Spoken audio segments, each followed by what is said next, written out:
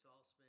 Our Vice Chair, David McSweeney, has a family emergency and probably will not be with us this evening. Also with us are Susan Luminello, our Director of Public Health, Michael Green, our Associate Director of Public Health, Christine Mathis, Environmental Engineer, and online is Dawn McDowell, our Recording Secretary. Please note that we are live on BCAT and available for appropriate comments and questions through this video technology. Citizens time. Is there anybody here or online who is not on the agenda who would like to speak to this board? Susan, do you have anybody? No, Nobody here. everyone's shown. Thank you very much. First is approval of minutes, January 11th, 2022. So moved. I have a motion from Dr. Saltzman, second by Second. Andrea Sheehan. Any other questions, comments, additions, corrections, deletions? If not, I'll put it to a vote. All in favor? Aye. Aye. Abstain. Opposed? So we have 3-0-1 with Mary Beth Welch abstaining. Chairman's report. Well, I got a little one. As I do each meeting, I want to acknowledge our professional staff, Board of Health members, and all of those town departments for your hard work and commitment to the town. I also want to thank BCAT for televising this meeting. I want to note that the Board of Health works in helping to keep this town safe every day. And we have done that throughout the pandemic for more than 2 years now. It's just part of what we do. Much of our other responsibilities include, because there have been questions, land use, responsible development and redevelopment, drainage and flooding, the continuous cleaning and remediation of historic contamination within this town, and yes, traditional public health responsibilities. Screening clinics, communicable disease monitoring, vaccines and influenza clinics, food establishment inspections. We have many, many food establishments, and enforcement of so many regulations. Add to that the emergency response, administrative, our approximate 400-person volunteer reserve corps, and now the establishment of biotechnology within this community. I just wanted to point that out tonight. And as always, if anybody would like to make any comments tonight, they surely can. I see none. We thank you for your support, as we do, and needs to get done and must get done to maintain the town. And if you have any questions, the board is here to discuss any questions that you may have. Our website is a great resource, and most important, we are always just a phone call away. Thank you so much. Application, site plan approval, 15 Adams Street, Filter Sales and Services Incorporated. How are we going to do this? Come up to the podium? Is that one person at a time? Mm-hmm. Okay. Please, who'd ever like to make a presentation or addition to what we have here, please go ahead and do that. We have a lot of materials. Good evening. First of all, I want to thank the board and chairman and the staff of the Board of Health for allowing us to continue the hearing from our past hearing and give us the opportunity to meet with the staff and review and revise the design to help satisfy the requirements of the board. We appreciate that. And in doing so, I want to present first the team that's here. We have Dan Hazen from HSH Engineering, who's responsible for the civil engineering of the project. Steve Sakakini from SAK Engineering, who is the LSP representing Filter Sales and Service. And of course, we have the two owners of Filter Sales and Service, Alan Ouellette and Tom Ouellette. I'm Bob France. I'm with Senate Construction. We are the design builder for the project, and we are assisting Tom and Alan to help facilitate the approval process for their building and then in turn build the building. As you know or are aware, we've redesigned the detention basin after discussions with the staff about concerns about depth of pond and duration of time. And I'm gonna let Dan Hazen address the changes in those designs, and then we'll return to talk further about the environmental concerns. Thank you very much. Okay, thank you.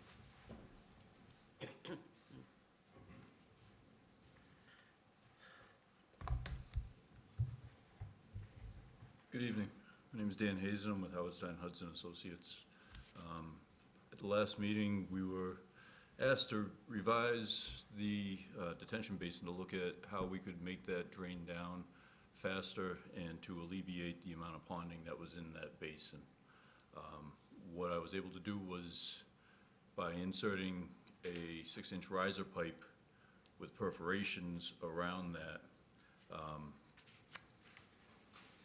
we were able to increase the speed of the water drawdown in the pond or the basin. So, were they presented with this? Yes, they have it electronically and hard copy. Okay, Thank you. great. So if you look on page 2, you can actually, I laid out all the elevations, the original design that we had presented at first, what we've done to revise it, and it has, using the Cornell rainfall amounts, the called extreme rainfalls that have been updated to take into account the increased data that they've collected over the past 30 years. We were able to reduce the drawdown time within the pond basin from 20 to 12 and a half hours for the 2-year storm, and from 28 down to 18 for the 100-year storm event. The time that the basin will hold more than 6 inches of water in the bottom for a 2-year event is only 2 hours now. So the 2-year event essentially will happen, there's a 50% chance of that happening every year. So for the 100-year storm, we're able to draw that water down, or there'll be more than 6 inches of water for 9 hours in that basin. So that would be the longest time that there's more than 6 inches of water. And then along with the buffer around the edge of the shrubbery or the arborvitaes to prevent people from going into there, I believe that we've improved the design of this. Yes, you have. Thank you. I've read through it, seen all the calcs, gone through it. I'm very satisfied with it. Dr. Saltzman, do you have any issues? Dramatic improvement. Thank you very much. Dramatic. I read Mary through Beth, it. Adrian, Absolutely. No issues. nice job. No issues. Thank We're- you. We're there. So and the addition of the abrevieties is, it's not a big deal, but it's a big deal, just to keep people from running into that area. And we have had issues with that before. Agreed. We have had, including, so I think that's a good, and it's a good addition. You've seen the conditions. I have no other problems with any of the conditions there or anything else. And if there's anything else, we can go ahead and I can go ahead and ask for a vote if anybody would like a motion. Yes, sir. I believe. Hi, Bob Franks. So we did want to address we have seen the conditions, and we're in full agreement with all of it. Please identify yourself, please. I'm Bob France with Senate Construction, Yes. and we're in agreement with the proposed conditions. We would like to discuss the condition of the vapor barrier under the slab on grade. And I'm going to ask Steve Sakakini to address that. The primary, and I'll let him address the environmental issues. Before you do, I want you to understand the reason why that we have brought this, and this is just, I'm gonna first, my opinion, I have no idea what my board members feel like. Right. This was a highly contaminated site at one point. Yes. Every once in a while, it's happened now on 2 occasions that we hear that an area is clean or whatever, and we find out that there are other detectable materials that we don't know about as we get better technology. This is gonna be a facility where people are gonna be in, one, and they're gonna be in it for a long time, and we have gone ahead and traditionally asked to put in a vapor barrier, a piece. Now, we're not asking, and I just want to give you my opinion and why, where this went, Yeah. and then I'd love to hear from you. Yeah. We're not asking for an active vapor barrier, a system. We're not asking, we're asking for some plastic. What if this building, 20 years from now, you sell it? I know the buildings, you sell it, go to a huge building somewhere else, and somebody else comes in here. Where this may be what it is now, it may be a totally different building. We don't tend to tear down buildings in this town, we tend to redevelop redevelopment. If we have a vapor barrier in there, we can be sure that whoever sits in this building 20 years from now, maybe sitting in this building tomorrow afternoon, once it's built, or the afternoon after it's built, and be subjected to something. That we have asked responsible parties to put in a vapor barrier just in case, because we don't know what's there. Understand. And we can't measure things. And I can give you examples of 1,4 dioxane, which couldn't even measure, and then bink, it's there, and we're in a mess. And people could be exposed to disease or condition problems. We've also had a real problem now with what we are facing with PFAS. And we couldn't even measure PFAS 2 years ago, and now we measure it, and it's there, and it's gonna cost this town hundreds of millions of dollars. Personally, for what it was there, it's the LSPs, have done a beautiful job and remediate that. But at this point in time, I don't know what's there, and neither do they. And I just think that a piece of plastic will assure that none of your employees ever get sick, none of them ever sue you, I don't know if that's true or not, but ever have a problem, and that a piece of plastic will do that, and the owners of the building can say that my building is 100% safe. Now, if you feel that you don't want to do that, I'd like to hear why, and maybe we have to go to a, although it's very, very, very expensive, a peer review if we're gonna fight on this. Yeah. And bring in a peer review group of engineers to evaluate everything and make the board and the town and the owners satisfied that that it's going to be safe. Yeah. So that's where I am, and why we have traditionally done that all over town. It's a piece of plastic. And I want to be clear, we have intended all along to install a vapor barrier underneath the slab on grade.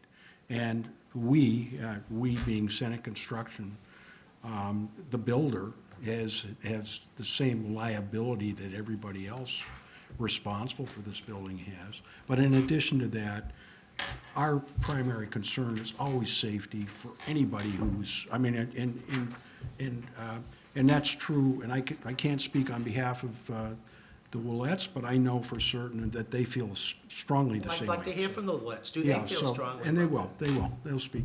But I wanted to just, articulate the fact that, number one, we had intended to put a vapor barrier in.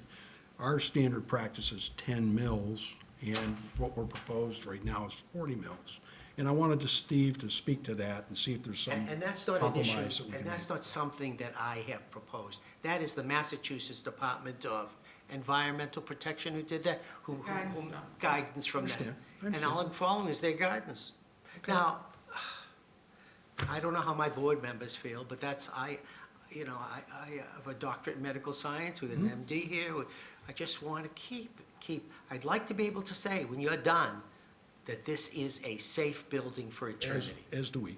And I'm gonna let Steve speak to that, but one Please. thing I wanna point out is that the difference between a 10 mil vapor barrier from a cost perspective, and I don't wanna and I hear know you don't really care about that, but it's a $50,000, $50,000 to $80,000 premium to go from a 10 mil vapor barrier to a 40 mil. And it's a significant cost. It's about 3.5% of the actual construction cost of the building. And relatively speaking, that's significant. So I wanted to let Steve speak to it, because he's an LSP, and he understands the implications as well as, you know, as what we're talking And about. let's make sure, the LSP is working for you, correct? Understand, He's being yes, paid he by is. you. Thank He you. is, yes, yeah. I understand that. I am just, but, and I want assurances from him and his company, you know, Right. and that there's nothing else there that we haven't measured yet. Okay. And he can't do that. So I'll let Steve, you know, so again, our objective is to be fully safe as well. And I want to be clear about that. And that's all I'm asking. Sure, certainly. Would you please identify yourself for the recording secretary in line? Thank you so much. Hello, everyone. I'm Steve Sakakini with SAK Environmental LSP for the proponent on this project. There are two LSPs. Which proponent, you're for the proponent, or are you from the original? I am for filter sales. Okay, and The then- project proponent. Is there another proponent also? There's an There's another LSP of LS record. Of record. Who is the LSP of record? Older Associates? Are they here? They are now. Okay, thank you. Just for the record, they have submitted a letter acknowledging the conditions of the site and agreeing with the opinion of SAK. Okay, thank you. Bob mentioned some of the points that I had notes for, but I guess I just want to fully understand.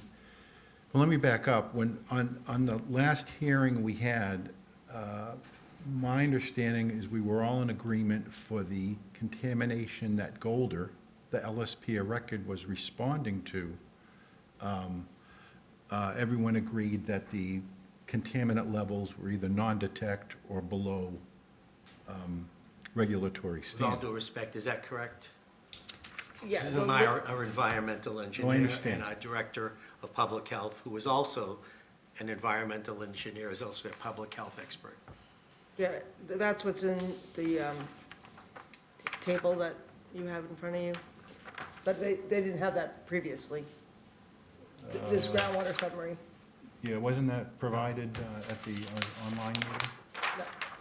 Okay, So okay. I'm not- So maybe that was stated verbally, and now you have the table. So I guess what I'm trying to make sure I understand is that you're not concerned about what's been addressed, but what is yet to be discovered? Partially, in part, yes. Okay.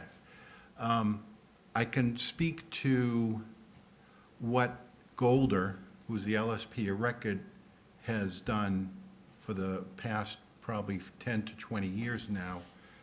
I don't know if we put together another table, which you don't have. It's the same data, except there are notes on the length of time that the wells around the proposed addition have had non-detects. And they go back, some go back as far as 5 years, 8 years. I think that's this. Oh, good, good, have you that. do. I'm sorry, I They didn't just- realize that was They conveyed just got to it you. tonight. Okay, okay. So, from my position as an LSP, in terms of the contamination that was the topic of response actions by the LSP of record, the evidence is there that there's no health risk from those contaminants. When it comes to the yet-to-be-discovered contaminants, and I do understand that concern, because You've had multiple historical issues with that. okay. I just pointed them out. We had two multiple historical issues. Well, does the board agree that based on, and I know you just got the table tonight, but on the idea of we're talking about chlorinated solvents that are the subject of the LSP or records work that they found on this remediation. To me, there's no evidence that, there's no seasonal evidence, some type of cyclical evidence that there's going to be contamination that popped up, chlorinated contamination that popped up that wasn't found before. I think the data is pretty strong that we're safe in that regard. What's difficult to address your concern as is emerging contaminants, contaminants yet to be discovered. Where does that end? And if you're saying a vapor barrier will protect things from, the PFASs of the future, when does that end? So the question is to you, was this one of the most contaminated sites in the United States 25 years ago? Say that, I'm sorry? This was one of the most contaminated sites in the region 25 years ago. Does that make it contaminated now? Is that true? Was this? Yes. Not to my knowledge. Susan, this was part of which contaminated site? This was part of, was this This was the original Jurgensen. Jurgensen gauge and valve? Gauge and valve, yeah. Correct? Yes, And how bad was that? enough to require remediation. Big remediation. It's been pumping for 30 years. I agree. Does that mean the efforts to clean up It, has no bearing on the conditions today? I'd say, I don't know. That's what I just said, I don't know. I'm saying, did you measure 1,4-dioxane? I'm going to defer to Megan online, is that okay? Yeah, we have had sites which were the same, found loaded with 1,4-dioxane. We've had issues where, other things pop up, and that's the only thing. All I'm saying to you is, I worry about what we don't know here, is what I worry about. And nobody has been able to say to me, nobody, and I've asked this, where is this going to be in 20 years? That's all I'm asking is, where is it going to be in 20 years? I don't know the cost of these things. I can tell you the cost of medical issues. I don't know the cost of these things. So to me, as a non-LSP, non-environmental engineer, I say, gee, once, and now, I'm not saying that you're not right. I'm just saying, things pop up. We just, have experienced the PFAS issue. A few years ago, the 1,4-dioxane issue, which shut down all of our water treatment plants for the most part. We didn't even know what that was a few years ago. This was a contaminated place, and I'm saying, just as a scientist, put in a vapor barrier, you never have to worry about it again for the next 50 years, 80 years. Don't have to worry about it. That was my logic. Mm-hmm. You're telling me my logic is not correct. No, I'm not saying it's not correct. I'm saying I look at it as a precautionary measure for a risk that is yet to be identified and at considerable cost for this particular project.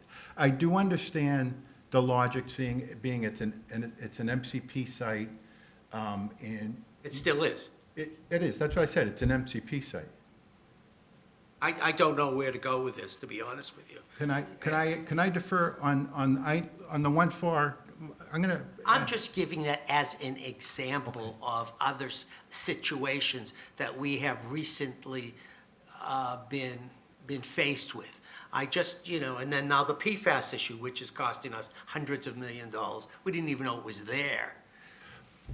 But So with that example, I'm just not sure. I'm saying, gee, put a piece of plastic in and forget about it for the rest of my life.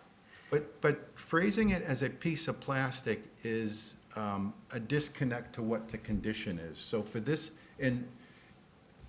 once you reference the DEP vapor and guided standard for installation of a vapor barrier, it's a minimum 40 mil barrier, heat sealed joints, smoke tested, And for this, I know you, for this particular project, it turns to be a $40,000 to $80,000 cost depending on, I know, Ben. I know. Well, this is the first time I've heard this. No one has ever balked at this, ever, in town, so I don't know what the cost has been. I don't know. I don't think our environmental engineer or our director of public health know what the cost is. I've never asked the cost. They've already said, okay, let's do it, let's move on. well, I think it's gonna be a matter of, We could ask for a peer review. It would cost us a lot more than $80,000 to bring in, and I'll be happy for that peer review. We could ask for. would you be satisfied with a statement from the LSP or record? No, absolutely not. You work for them. No, I'm not, no, they work for the property owner who's the PRP. Okay, you work for the property owner who doesn't want to put in a vapor barrier. There's no conflict of interest there. There's- Yes. First of all, we are putting a vapor barrier in, that's part of the construction cost, and that's our intent. What we're not putting in is a 40 mil vapor barrier, we're putting in a 10 mil vapor barrier. And I'm wondering if that's a fair compromise, if we're willing to, if we can have it validated that it's sealed, that, is that a good compromise to satisfy your concerns, Mr. Chair, and, help alleviate some of the cost burden on the project. That was my question, Ed. What's the difference of protection I'll leave that to, 16 from 10 to 40? I don't know, the vapor intrusion guidance is based on installation of 40 mil and 40 to 80 mil. There's a copy of that outlined in your board book materials. And again, I don't have cost breakdowns for the difference. And that 40 mil minimum is based on an EPA guidance. And, it's to protect under various conditions, various contaminants. But I've not seen data on a 10 mil will do this, a 20 mil will do this, a 40 mil will do this. I'm just going off of what is in the guidance document. And I guess you have to keep in mind too, that the guidance document is for known contamination. Like, it also outlines what type of contamination needs to be present to use the 40 mil. So in other words, it has to be at a certain level of contamination, has to be so many feet down to groundwater, and those conditions really are not present here, because you can see that in the data that's provided. However, if you're looking to protect against vapor intrusion, then the DEP guidance is all that we have to go by, because we don't know of any other guidance that says 10 mil or 20 mil would protect against vapor intrusion. And I don't know if you have any information on that. Usually the thickness of the barrier is to prevent punctures. So by itself, it doesn't take much to prevent vapors from passing through as long as it's installed correctly with tight seals and it's not punctured. And it's thick enough that it has a service life, no deterioration. When you get to 40 mils and up, it's all about puncture resistance during construction and floor penetrations. I'm going to paraphrase what Senate told me, and that is there are no penetrations in this floor because it's a warehouse. What happens in the future, we can't say, but just trying to be transparent here. Construction of the floor slab does not include. It does not include reinforcing steel. We're using fiberglass mesh as the we're using fiberglass mesh as the reinforcing component of the slab on grade. So there will be no reinforcing steel present to puncture the vapor barrier. And we would propose that we have somebody inspect it prior to installation of the concrete to certify that it's sound. Again, we're on the same side as you guys. We don't want to risk the chance of somebody being, subverted to noxious gases or anything of that nature. But we have provided for a 10 mil vapor barrier, it's in our construction cost, but following the guidelines that we've been given, the cost impact is significant. And, on behalf of our client, we're just trying to keep them in check. We've already experienced a 30% increase in cost as a result of inflation over the last year, and we're just trying to make this project reasonable. These folks provide filters for filtering the air, and they don't manufacture anything on site, they simply distribute. So, we're advocating on their behalf, but at the same time, we recognize your concern for safety, and we believe with the 10 mil vapor barrier, we're satisfying that requirement. And we have somebody, validate that it's tight. I think we're satisfying your intent, I believe.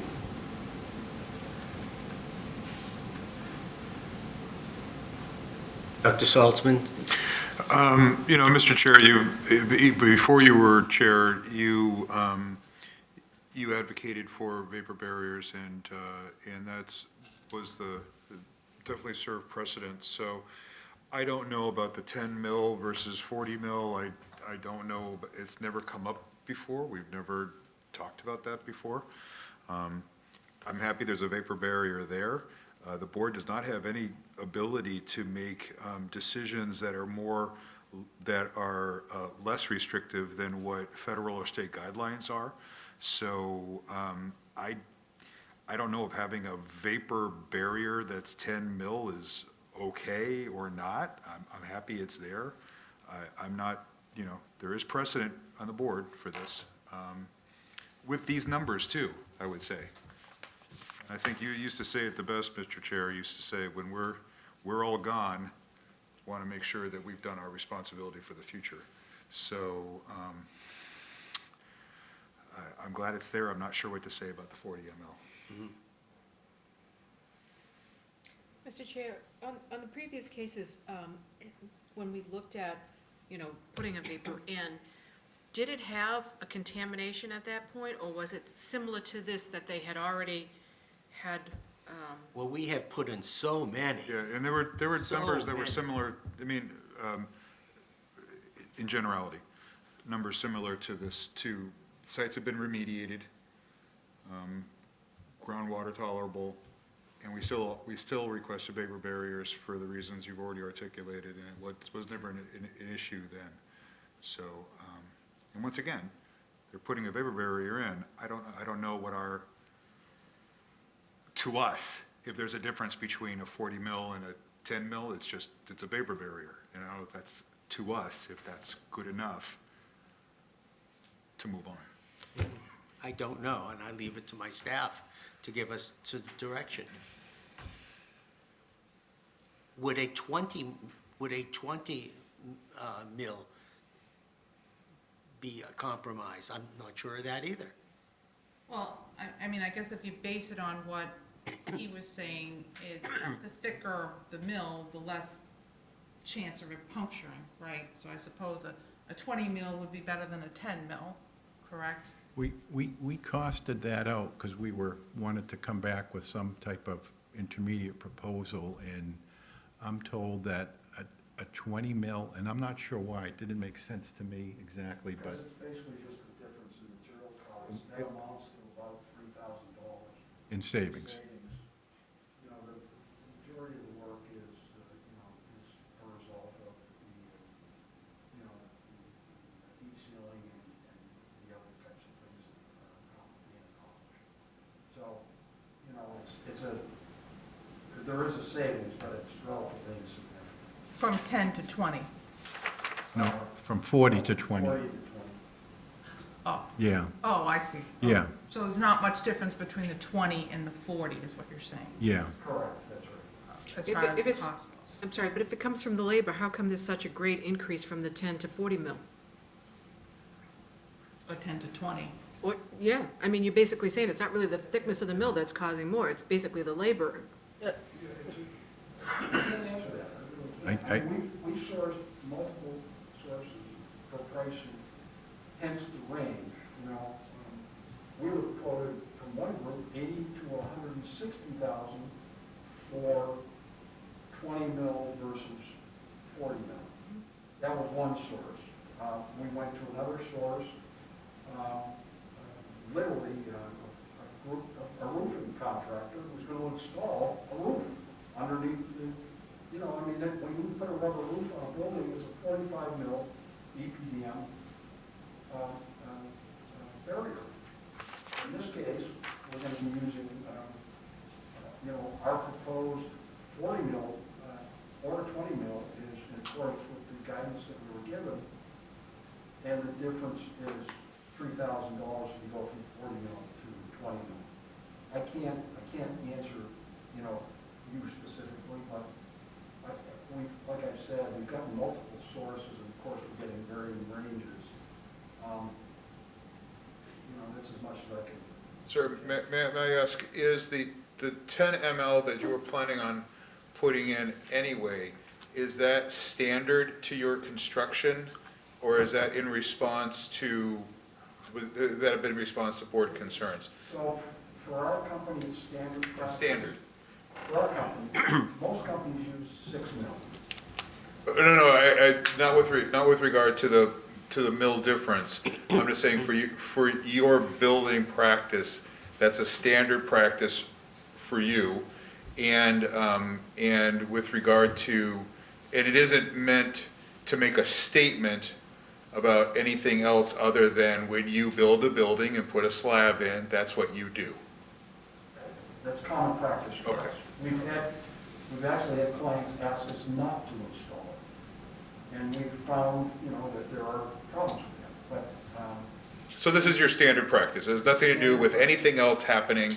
If you were to build this in the cleanest area possible, you would still be putting down a 10 ml vapor barrier.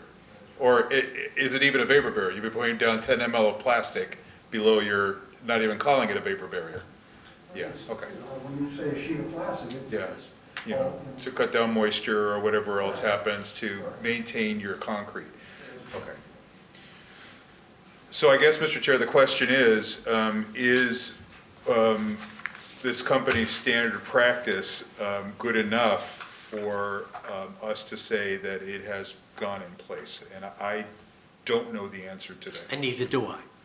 And that's why we have professionals, and if the professionals want to talk about this and we continue this, I can. But I think that we need some professional guidance here.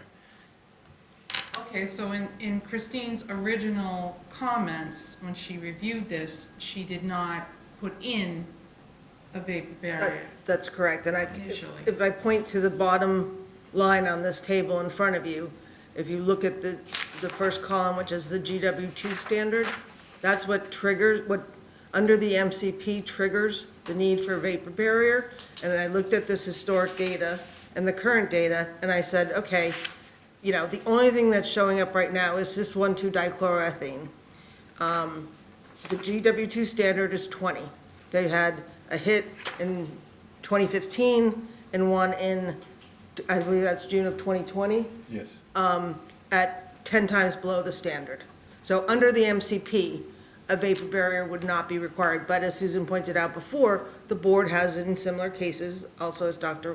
Saltzman mentioned, and you've mentioned, required it for MCP sites that have done a good amount of remediation, but there is still, the board still has some concern. So from a technical guidance standard, based on the MCP, that's why I did not recommend one in the initial set of conditions. Although, with that being said too, even though it may not fall under the MCP, based on the levels of contamination, what's going on in and around the site, the staff may recommend that a vapor barrier put in, that they go above and beyond and put a vapor barrier in, even though it does not fall under the MCP. In this case, we did not see that and did not recommend that, but we have recommended vapor barriers in other areas that may not have fallen under the MCP, because if it falls under the MCP, it doesn't matter if we recommend it it's or a done not, they deal. have to do it.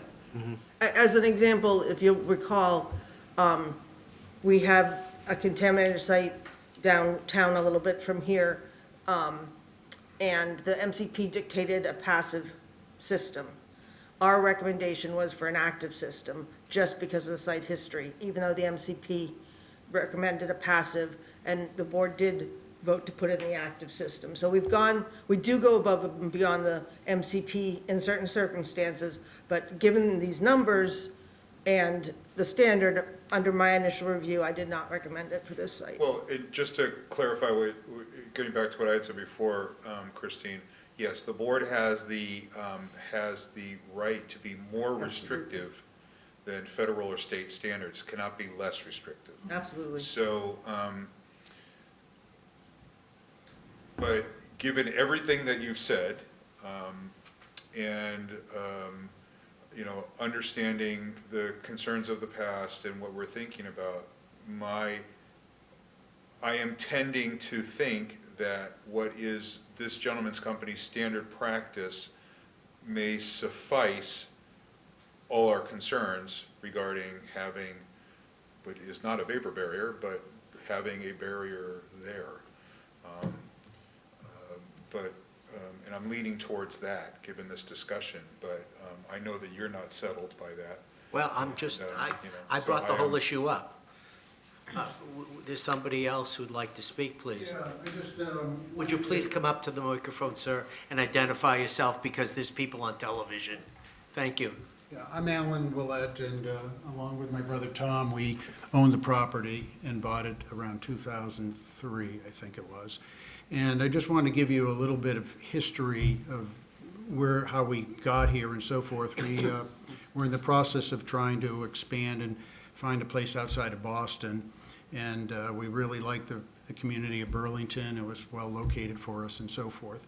So we were introduced to this site, which, as you know, was a brownfield site. It had been closed up for a long time, fenced in, sort of scary for people who were trying to invest in real estate and so forth. So we really did a tremendous amount of due diligence to make sure that if we were to buy this property, that it was remediated properly. We didn't know Golder Associates, we didn't know Electrolux and Jurgensen and so forth. So we spent almost $250,000 at that time to have exhaustive environmental studies done, and all sorts of other studies on the site. And at that time, it was another company, LVR, that had done these study, and it's probably about 2 inches thick. And they had done sample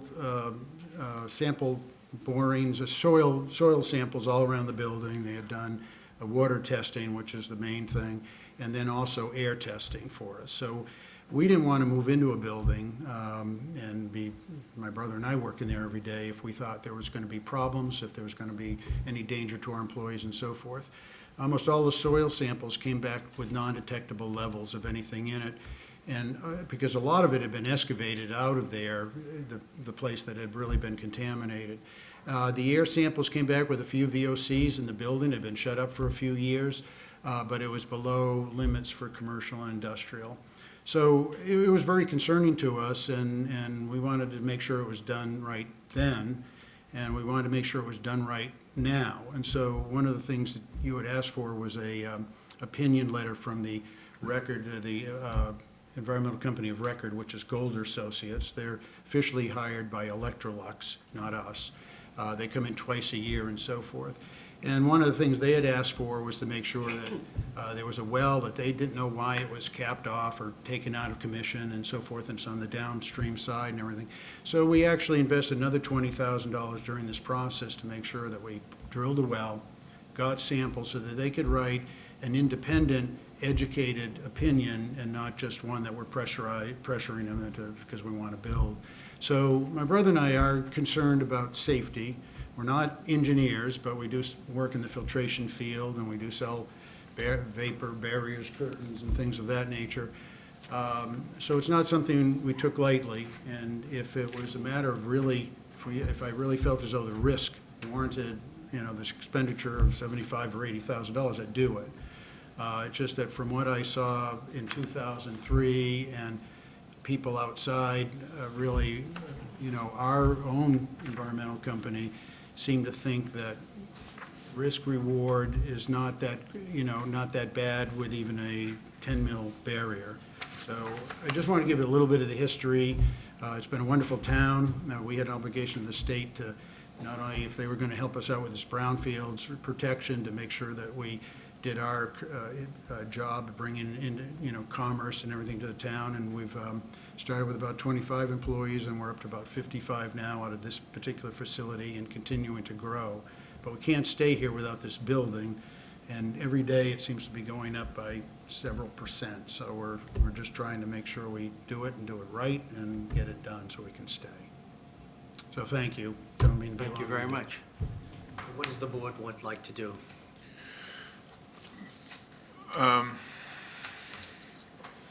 What do you I need? can't get into my computer. What's the official, You want the language of the, what's the resolution?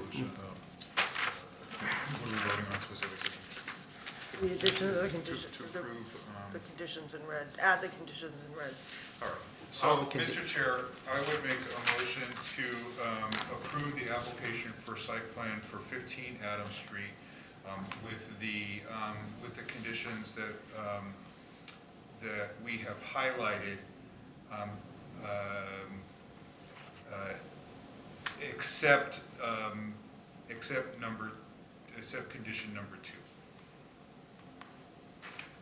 And that would include a 10 mil vapor barrier. Is that correct? And that's not in there, so I would, if it needed to be, I don't think we need to Okay, put that in, so, that's standard building practices. so my, It's in the design they submitted, so Yeah. they'd have to revise the design. okay, so my motion stands. Second. Any other discussion? Thank you. Thank you. Mr. Willett and your brother, thank you for your dedication to the town and your comments today. That's it. We appreciate the discussion. And, Mr. Willett, thank you. You need to vote.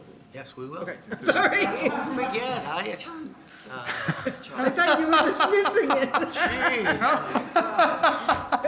Gee, How long have we been doing this? I have been on the board for 33 years.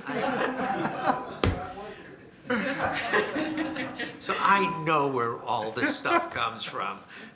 All in favor? Aye. Oppose? And then abstain, I'm going to abstain because I still don't understand. But that's it, it's passed. You're all set. Thank you. I appreciate your effort. 301. And Yeah. anybody who's on the board for 33 years deserves congratulations. Thank you for your service. Thank you so much. Have a great evening. It's passed. Now, does this go to planning board next? Yeah. You're all set for planning board. Yeah, we're on the agenda, I think, for the 17th. Thank you. Thank you very much. Thank you. And of course, I said, I'm still not educated well enough for 10 versus 40, so I abstain. Okay. All right, Good night. Good night. now.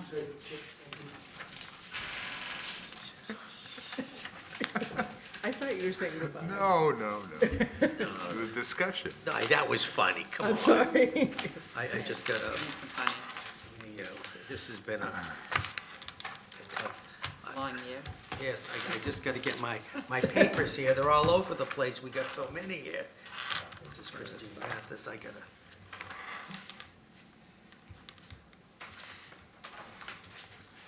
Oh, I'm sorry, everybody, but we were inundated today with, there it is, right, my yellow. Okay, and staff reports, environmental engineer, are there any questions for the environmental engineer? Rather, I should say, Ms. Mathis, anything you'd like to highlight, please? Just an update, we have a date for the spring household hazardous waste. It'll be April 2nd. Same time, same place. Thank you. Any other questions? That was my That question. was mine too. Yeah. Good. There's none? I'll ask for a motion to approve the environmental engineer's report. So moved. Second. I have a motion and a second. I should say, a motion from Mary Beth Welch, is that correct? Yes. Second by Andrea Sheehan. All in favor? Aye. Aye, 4-0. Great. Associate Director of Public Health. Do you have anything you'd like to highlight? Mr. Green? I had fun going over the 2023 Board of Health budget with Susan. How come we sound so Question convinced? is, are you going to present it to, Ways and No, Means? no, I won't be presenting to Ways and Means, but I'll certainly be there for emotional support. Okay. You will be available for the town meeting for me to introduce you to the town of Burlington. I sure will. Good. Any other questions? I have none. If no, can I have a motion to approve? So moved. A motion by Dr. Salzman, second by Second. the side lady. Back in seconds. Second by Mary Beth Welch. All in favor? Aye. 4-0. And then, now the Director of Public Health, as usual, we have the supervisory nurse, the health agent, the associate health inspector, which we'll do with the health agent, and then we'll have the director. Are there any questions about the supervisory nurse? One question, we're doing bladder cancer screening, transitional cell carcinoma, as I remember. Yes. We've done that every year? I think we skipped last year, mainly because of COVID. We didn't do but- last year. Yeah. I think Um, that's incredible. So, but we generally do it every year. And that is, the board sponsors this program in which we screen our firefighters for bladder cancer, which is something that materials they're exposed to can precipitate. Okay, next, the health agent and associate health inspector. Does anybody have anything for, our health agent is Marlene Johnson, our associate health inspector is Samantha Hardy. Does anybody have any questions on that? No. And that will bring us down to the director. Anything you'd like to? Just the annual report, I hope everybody got a chance to look at it, and if you have any feedback on it, I'm gonna be submitting it this week after we get the photo, so just let me know. It was a little bit more difficult this year, I think I had less pictures to put in because we just didn't have much stuff in person this past year, but, you know, other than that, I think we continue to do, a lot in the past year. One of the things that I highlighted was learning the new vaccine software, which was huge for our staff, and just changing the way we do vaccinations. It just has made it a lot simpler to give out vaccinations with the new software, so there's a lot of changes in the past. Any questions for our director? I just have one, and I think it was on two different reports. Can you just share a little bit of the 7 Barham, the complaint? Barnum? Barnum, did I say Barham? Sorry, yes, thank you. Yeah, Barnum, so that was a complaint regarding drainage. It's been going on for quite a while. There was some issues with a neighbor who had redone their yard. Had to comply with Conservation Commission requirements, which they did. However, when the project was all done, the neighbors still said, well, there's still water coming over here. Christine was out there several times. We usually don't go out in a huge rain event because, of course, there's gonna be water. So we go out the day after or the couple of days after a huge rain event, and she did that and did not see any pooling water after the rain event. I did call the property owner and had a conversation with them because they really didn't know, you know, that this person was complaining or what they were complaining about, and they weren't talking. So I wanted to find out what was going on with them and how they saw the issue. And they said that they still have work that needs to be done.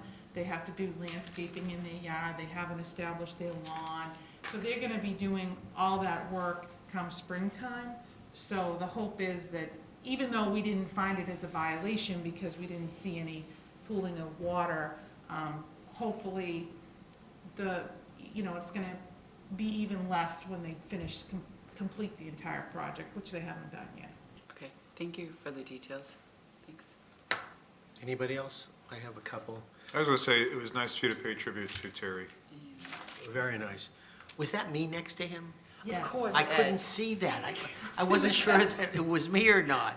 It was because of photocopy. You should put It my wasn't- name on it then. It wasn't me, I'm not. Was it naming captioned? It it. was on there. Oh, No, it wasn't. It wasn't? it was, there It was is a caption. Oh, Yeah. okay. Gee, I couldn't tell who it was, so it was me or not. That's not a joke, the photocopy, I couldn't tell. But that is nice, I thank you. have It a lot was of nice. nice pictures, past pictures of him. Yeah. It was nice. You had a 4AB general coalition meeting, anything of note? No. One of the things that might interest the board is that usually towards the end of the year, they're looking to use up their funds that haven't been spent. So one of the plans is to buy a pallet of test kits and distribute them amongst the communities, because those test kits, you really have to buy them in bulk. However, I don't know when or we're gonna get them, because it's my understanding that all the test kits are back ordered, so. And they have a 30-day shelf life. Hey, what? And they have a 30-day shelf life. Yeah. Well, DPH has told us too that they can go past the expiration, but didn't say how long past the expiration. So, it's unclear. So, will we need them? The end of their budget is when? It's the fiscal year, but they're gonna have to order them soon. Okay, okay, it's Yeah. fiscal year being July? Well, they'll have to, well, it's very frowned upon to order them way towards the end of the year, so I imagine they're gonna be ordering them pretty soon. That's March, April, May. That's 6 months, they'll be doing them 6 months from now, 6 to 8 months from now. Well, yeah, even if they order it now and they're back ordered, like, I don't know when they're gonna get them. And then there's the question of which community they're gonna go to, and then they have to distribute them to the other communities. And so I'm not sure how it's gonna work, But but, by that time, we'll be on Omega. I mean, is that the best use of their money right now? Exactly. so it's the executive committee that decides these things like. Did anyone ever ask them, is this the best use of your money? We remember the executive committee quite well, don't we, Dr. Weiner? Yes, we do, we do. I'm being facetious. Ms. Luminello.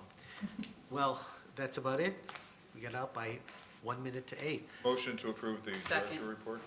I have a second, that's a Dr. Salzman, second by Mary Beth, all in favor? Aye. Do I have a motion to adjourn? So moved. Motion. Dr. Salzman, second by Andrea Sheehan, all in favor? Aye. Good night, everybody. Be safe. Aye. Say. Thank you.